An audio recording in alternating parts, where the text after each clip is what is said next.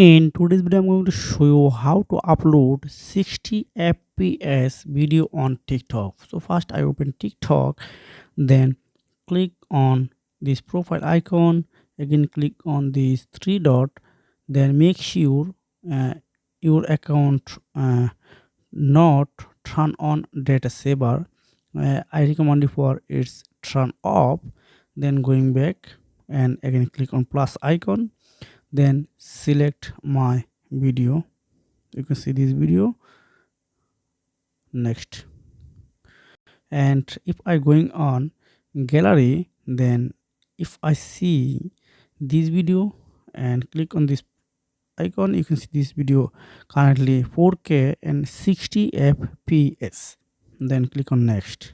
If you want to add sound, here is the option, but I don't need. This is only for example purpose video I created. Then here I creator example, then hashtag 4K, because this is a 4K video. Okay, 4K. Then I select shashtikana. This is more of optional option.